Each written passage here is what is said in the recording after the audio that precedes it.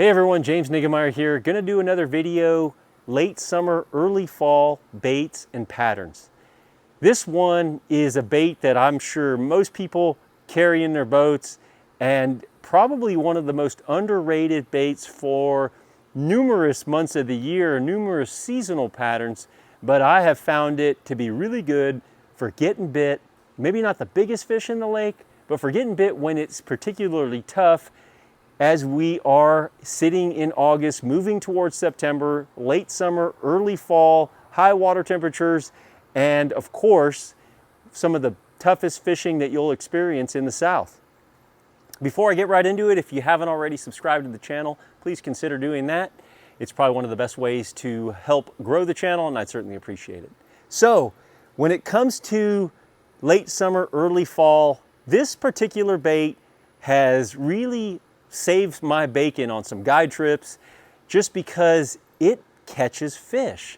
A soft plastic jerk bait like this in kind of a bait fish pattern, kind of a smoky shad coloration can be really good. Another one that's really good is like an albino, which is like pearl with a blue top, or another one it might be called alewife.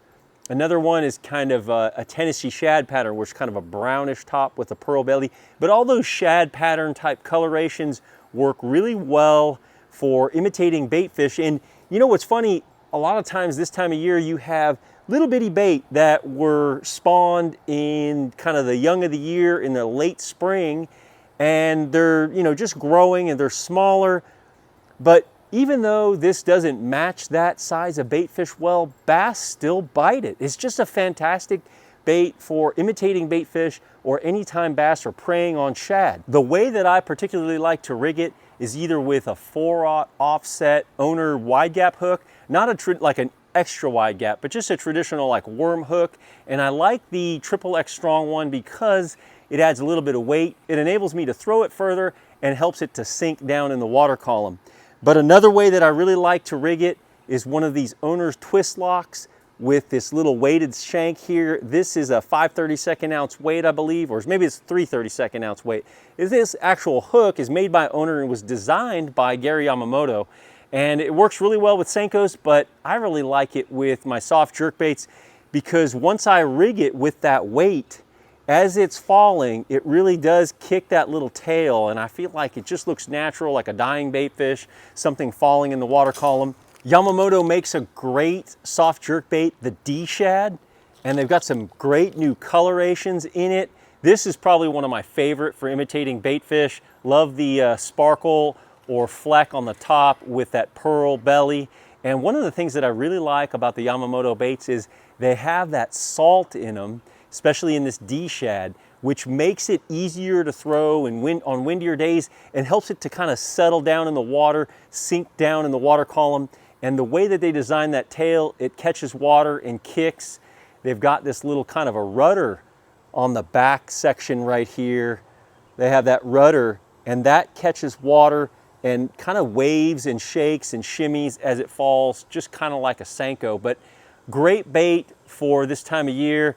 I think it's a bait that really, like I said, works a lot of months out of the year, catches a lot of fish. It's probably one of the more underrated baits and probably something I need to have tied on year round, but really it works well, and specifically I found it to do a lot of heavy lifting this time of year when there's a lot of bait up shallow and fish are actually moving shallow because there's more oxygen content in the shallower waters as the thermocline continues to break down. And again, those shad will kind of move up in the water column, making these types of presentations even more effective. You can fish it shallow and deep. The places that I like to fish it are in the creeks and pockets on the main lake and the secondary creeks and pockets and points in the creeks as well. So great bait. Definitely don't miss out on the soft jerk bait, specifically that Yamamoto Dshad. Works well at triggering strikes, and I feel like it does two things. It will trigger strikes from reaction, because if you're twitching it across the top, sometimes they'll come up and get it, or if you twitch it and kill it and let it fall, that directional change will look like a dying shad. The fish will eat it there. But also if you're working it really slow, fish that are just feeding on bait fish will actually feed on that bait as well. Quick video for you guys today. Another bait to consider when you're having some challenges in this late summer, early fall time frame. If you're faced with hot water temperatures and you're struggling to get bit, try a soft jerk bait. It's probably one of the ones that can get you bit in that tough circumstance.